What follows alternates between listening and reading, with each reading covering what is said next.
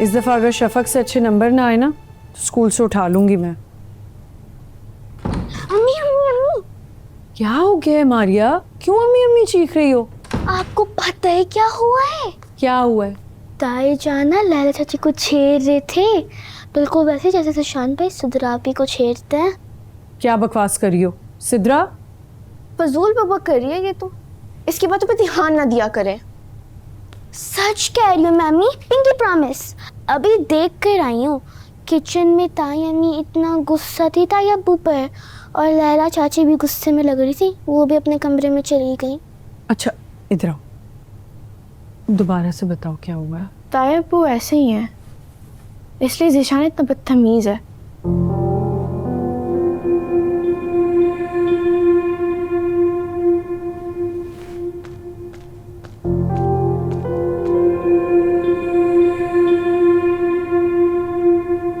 खबरदार आइंदा ऐसी कोई बकवास की तो। बड़े हैं वो हमारे, बड़ों के बारे में ऐसे नहीं कहते। मारिया जाओ तुम चाची को बुला के लाओ, कहना मैं बुला रही हूँ। और अगर दादा दादू मिले या चाचू मिले उनसे इस बात का जिक्र बिल्कुल मत करना, समझी? जी। जाओ।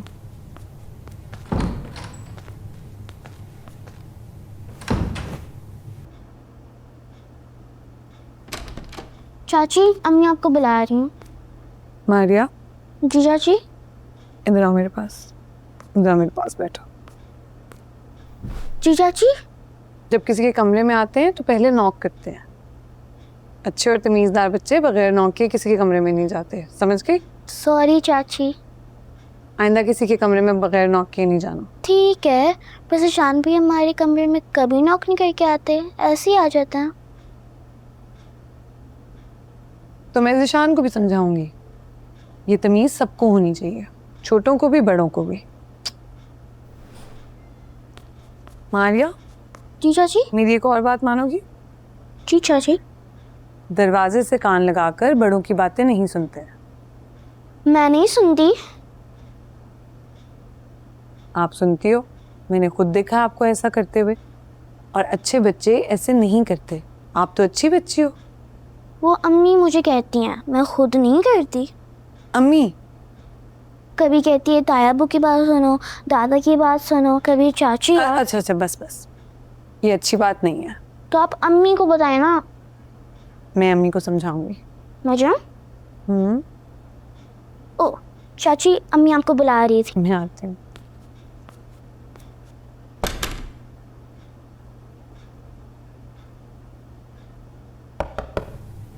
नॉक क्यों कर रही हो? आ जाओ अंदर। कमरा प्राइवेट जगह है, नॉक करना तो जरूरी होता है। आपने बुलाया मुझे? हाँ हाँ आओ बैठो। सिद्रा बेटा थोड़ी देर बाहर जाओ। हाँ जी। लैला ये सब क्या हुआ है? क्या? छुपाओ मत मुझसे। ये हमीद भाई ने जो तुम्हारे साथ। ओहो, वो तो बस एक मिसअंडरस्टैंडिंग थी। आपसे किसने कहा?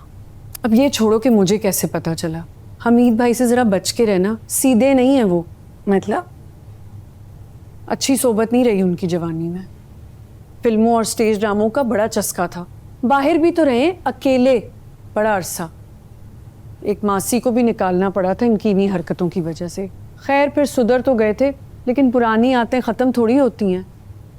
मुझे यकीन है कि ये सब गलतफहमी की बुनियाद पर हुआ है। मेरे और निगत भाभी के कपड़े सेम थे तो उनको लगा होगा कि किचन में निगत भाभी हैं। आप इस बात को भूल जाएं। खैर मैंने तो तुम्हें अपनी छोटी बहन समझ के सब बता दिया, तुम बस उनसे होशियार रहना। पता है मैं भी हमीद भाई से दूर ही रहती हूँ, और मजीद तो अल्लाह मियाँ की गाय हैं, उन्हें तो पता भी नहीं होता कि घर में हो क्या रहा है। Thank you. मैं भी आपको बड़ी बहन समझकर कुछ कह सकती हूँ? हाँ कहो।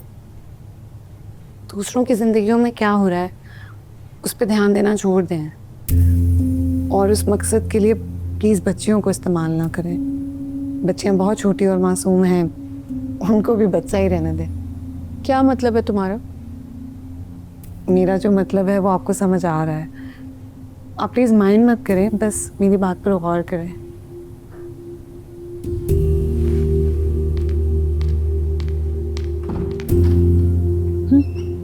पढ़ाई का तो जमाना ही नहीं है।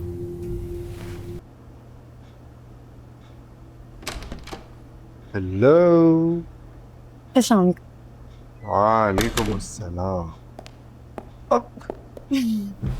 क्या हो रहा है?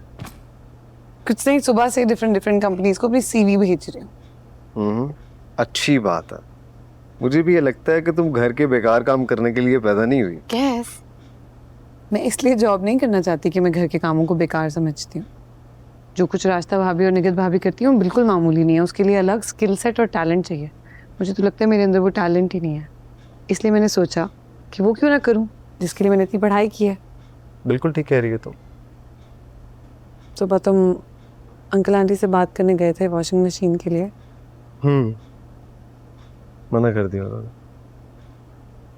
यार वो ये कह रहे थे कि अगर तुम लोगों ने किया तो तुम्हारी दोनों भाभियां भी डिमांड करेंगी। और अम्मी की तो अलग ही परेशानी चल रही थी कि सर्फ ज़्यादा इस्तेमाल होगा, पानी का ज़्यादा खर्च होगा, फला फला फला। कोई बात नहीं, कोई ना कोई हल निकल आएगा इस मसले का। सॉरी यार, मुझे नहीं पता था मेरे घर वाले इतने रिजिड होंगे। इट्स ओके, मैं हर हफ्ते कपड़े अपने घर ले जाऊंगी। Problem solve. लेकिन ये ठीक तो नहीं है ना यार। मगर मैं तुम्हें परेशानी से भी बचाना चाहता हूँ और खैर, और क्या क्या किए सारा दिन?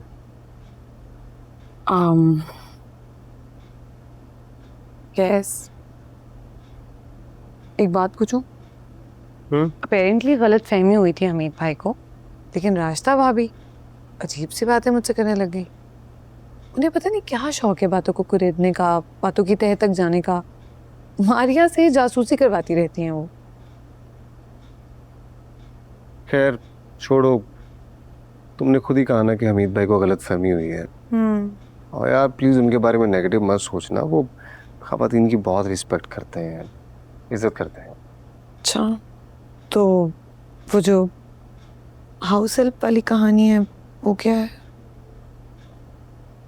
उस बात के बारे में मुझे इतना पता नहीं है यार, मैं छोटा था और वैसे वो इतनी कोई बड़ी बात नहीं थी। लेकिन अम्मी अब्बा ने बताया कि वो काम वाली ने चोरी की। अब उसकी चोरी पकड़ी गई तो उसने हमीद भाई के ऊपर इल्ज़ाम लगा दिया। ये हुआ। छोड़ो, आई गेस चेंज कर लो यार।